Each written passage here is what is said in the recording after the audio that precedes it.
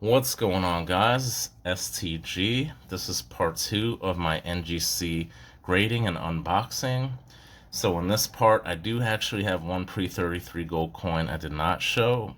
So I'm going to start out with that. But before we do, let me give you guys a little explanation. So for a lot of these coins, most of these are Morgan and Peace dollars. I basically dipped a lot of them. So the dipping, a lot of people think when you dip a coin, it cleans it. It really does not clean the coin. Cleaning, the definition is you're basically rubbing the surface to get off the dirt. This is basically just removing the outer layer of dirt that is on the coin. The coins in this video, you will see the effects of E-zest or E-zest as it's really pronounced. And we're going to show you guys what effect it has. So let me show you. So this I did not dip. This is the pre-33 gold coin. And this is a beautiful coin, 1913 MS62. This is the one that I actually had reholdered, not regraded, I'm sorry. And it is a beautiful coin. Just a beautiful coin. Love my pre-33 gold coins, especially the $10 Indian, my favorite gold American coin.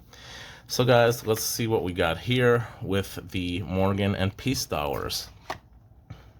So check it out. We have a beautiful 1879. This is how I got it. It had this sort of light grayish toning to it, which I did not dip. I felt it was beautiful with the toning. Very nice coin. I wanted to keep it like this, so pleased it came out a 62. Very nice grade. Next coin up here, guys. This is a 1884 an MS63. So guys, this coin I actually did dip, and you could see it's blast white. Beautiful coin, very nice. And this goes to show, guys, that dipping, if you know what you're doing, does not affect the grade. What you want to do when you do dip, you want to take it with some tongs that are non-abrasive to the coin. Hold the coin with the tongs in the solution. They recommend no more than 15 seconds. You can do multiple dips. What I did, maybe I dipped it for about 10 or 12 seconds in most cases, and I patted it off gently. I washed off the coin with water, and then I patted it gently with a paper towel. So this is the result. You have a blast white coin that brings out more of the details. Again, I use E-zest, and you could see here, I don't know, do they look comparable? One of them is blast white, one of them is not. One got a 62, the other got a 63. I know it's like comparing apples to oranges, guys, but if you see the high points on the coins, how do they stand out? Compare side by side, one being toned, one being not toned. Would I have gotten a 63 had I dipped it? I don't know. That is a hypothetical question. Again, it's comparing apples to oranges, but in some instances, dipping the coin can only enhance the value of the coin. In others, it could hurt it. You never know. So here we go, guys. This was the best grade I got. I had this coin for a while, and I could tell that this was a beautiful coin. I'm thinking this is the plus side. Just a beautiful, beautiful coin in 64 plus condition. I rarely get plus grades on my coins. And this one was a bit toned yellow. You often get that yellow toning being put in a Dansko album. Now, I don't know the modern Dansko albums if they're any better, but the older Dansko albums will tone your Morgans. People don't like to hear that. People like Dansko albums but I'm just telling you facts, guys. This came out of a Dansko album, and it was all toned up yellow. You guys can see my previous video. You could see an older video where I do show this coin that I picked up, and you could see how much yellow toning it had. So I'm going to put that coin back here, and then here we have another coin, guys, that I dipped. Came out a 63. Beautiful coin, 1880S. Very nice. Now, the easiest will remove the surface dirt. As you guys can see here, there is some dirt that is more ingrained in the coin. You could try taking a Q-tip and trying to get it out. In most cases, it will not come out. So I don't know if what that is exactly. I've seen it on a lot of coins. It might be something when it was pressed that it came out like that as well. I'm not 100% sure. It might be dirt accumulation over 100 years. So I just tend to leave it, and it's really hard to get out. You're not going to be able probably to get it out much if you do. So this is a beautiful, nice, lustery MS63 1880S. I'm really pleased with that grade.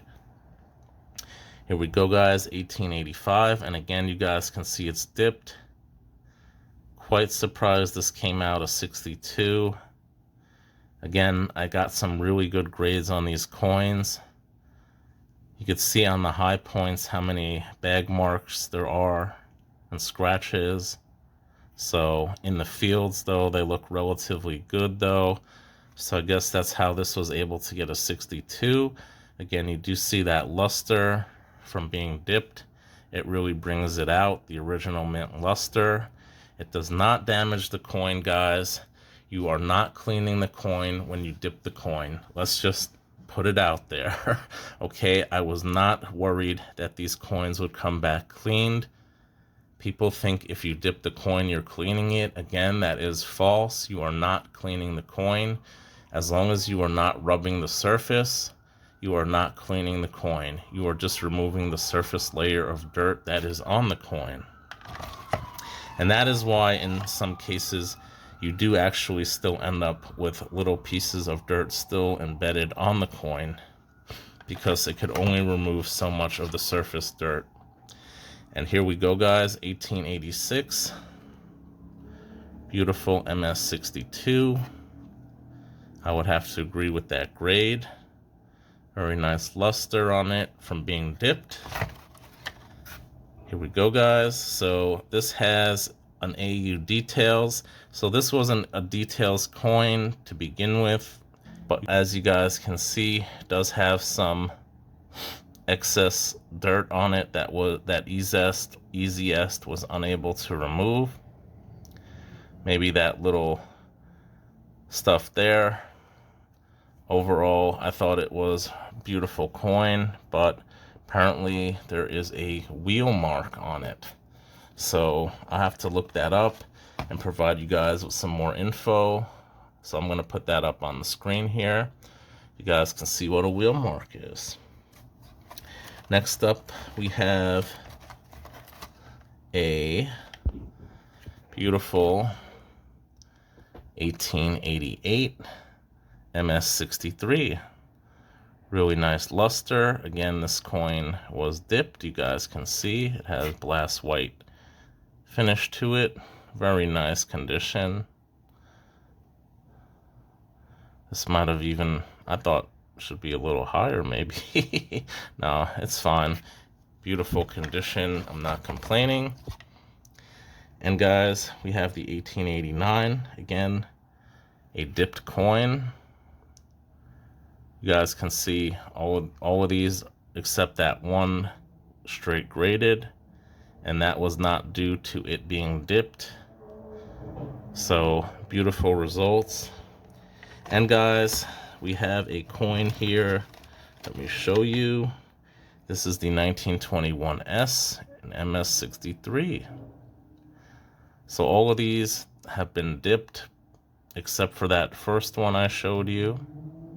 of the Morgan. And guys, we have the last two. The last two are actually peace dollars. One of them did not come out as I expected. So guys, we have the 1921 peace dollar, the key year. Moral of the story is try to buy coins where you're able to see them up close. I actually did buy this on Whatnot, and I did pay quite a bit of money. I'm pretty sure I lost money on it. But you live and you learn. If it's something like bullion and you really don't have to see it up close, where the condition doesn't matter as much, you're probably okay. But when you're buying numismatic coins that have value depending on the grade it is, you might want to get better look. I always say that to try to get the best views as possible. I had him hold it up to the camera, but again, you're looking at something being streamed live on camera, and it's not always the clearest picture. So with that in mind, it was graded AU Details Whizzed. So what is a whizzed coin? So whizzing was popular back in the 70s. They would often take a buffer to try to buff the coin and buff the high points of the coin to make it look shiny. So as you guys, I guess you could see here, it has some uneven luster, and I guess that's a whizzed coin. This is my first whizzed coin. I have seen examples online that looked a lot worse than this. I thought this was actually a pretty good whizzed coin, but you could see in certain areas it appears more highlighted, and it's not it's not evenly. You don't get that cartwheel effect of luster on the coin. So it's an uneven luster. I had no idea, but this apparently is a whizzed coin, so somewhat of a disappointment. I probably would have been even happier if it was a cleaned coin instead of a whizzed coin. But guys, you live and you learn, and that, my first whizzed coin, unfortunately, a 1921 peace dollar. In AU Details, it didn't make the BU. The guy thought it might have been an MS 60, or a AU 58, so apparently it was neither. We were both. He even said he was an amateur. He said he wasn't a professional. He wasn't trying to claim that he was a professional, and he acquired it, and apparently he was just as clueless as I was. So lesson learned. And lastly, guys, I got this at my flea market. I think I paid around $45 for this beautiful 1928S. I knew it wasn't in the best condition, and yes, I did dip this, and it came back a 40. So I am pleased with that because it's worth a little bit more than I got into it. And that's pretty much it, guys. That's my experience with having coins graded. If you feel that you have a coin that is in really good condition and you want to preserve it, I highly recommend you get it graded. And if you do it, my advice is to save up, to do it all in one shot when you do submit it. Overall, I'm quite pleased with NGC. They're relatively quicker in grading times compared to PCGS. The prices are slightly more competitive.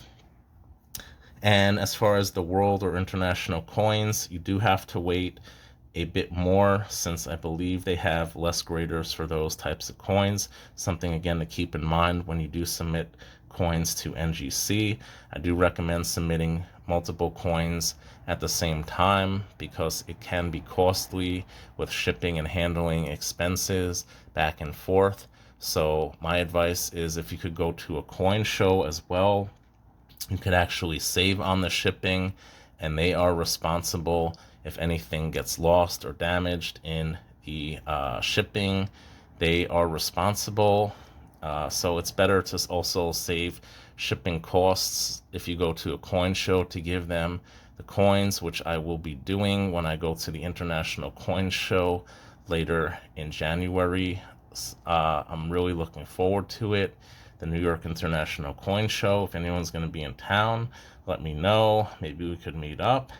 And that's pretty much it for now, guys. Thank you all so much for watching. Please like, subscribe, and as always, stack that gold.